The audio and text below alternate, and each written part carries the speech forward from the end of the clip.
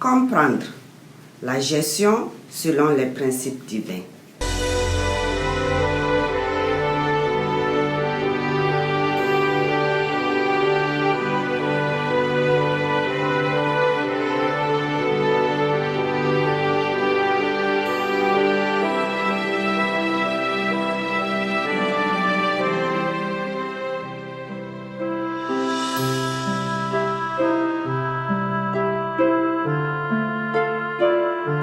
Bienvenue à votre émission. Notre étude d'aujourd'hui a pour thème « Donner en retour ».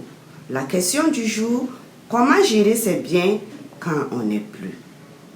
Vous connaissez probablement le célèbre prédicateur Billy Graham.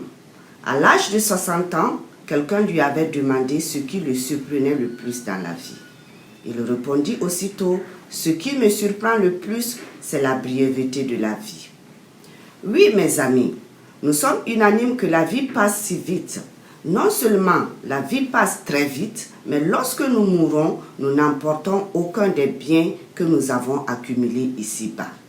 Comme le dit 1 Timothée 6, verset 7, car nous n'avons rien apporté dans le monde et il est évident que nous n'en pouvons rien emporter. Ainsi, tous nos biens vont échoir entre les mains d'autrui. Parlant de ce dernier, Ecclésiaste 2, verset 19 s'interroge.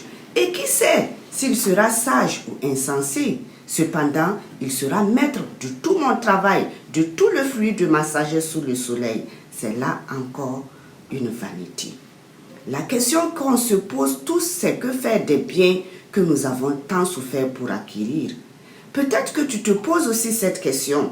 Que puis-je faire pour que ma descendance, ma famille et ma communauté puissent profiter de mes biens de la meilleure façon? Chers amis, nous ne pouvons trouver le bonheur dans la jouissance de nos biens et la sérénité pour leur futur que si nous nous basons sur des principes de planification qui honorent Dieu. Proverbe 27, verset 24 nous avertit que la richesse ne dure pas toujours. Par conséquent, nous devons prendre les dispositions pour que ce dont nous avons été bénis puisse être une bénédiction pour les autres. Que pouvons-nous faire concrètement? Avant tout, nous devrions être diligents pour mettre nos affaires en ordre ou travailler ardemment afin d'en avoir assez pour nous-mêmes et notre famille. Ensuite, nous devons apprendre à mettre en place un processus de planification successorale pour protéger nos proches contre une mort prématurée. S'il y a des documents légaux à établir pour sécuriser nos biens, ne remettons pas à demain. Établissons-les promptement. Quand les enfants sont suffisamment grands, au lieu d'un testament, pourquoi ne pas leur donner ce qu'on leur réserve? Cela permet d'éviter les bagarres entre les membres de notre famille après notre mort. Enfin, nous devons savoir donner de notre temps, de nos talents et de nos biens pour aider les autres ou pour de nobles causes. Acte 20, 35 le répète, il y a plus de bonheur à donner qu'à recevoir. Les avantages de la générosité sont nombreux. Premièrement, nous voyons dès maintenant l'impact de notre don sur la vie des autres. Cela réjouit le cœur et donne du sens à notre vie.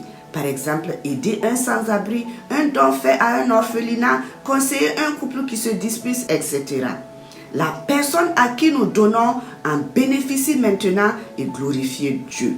Troisièmement, cela donne aussi un bon exemple de valeur familiale, de générosité et d'amour des autres.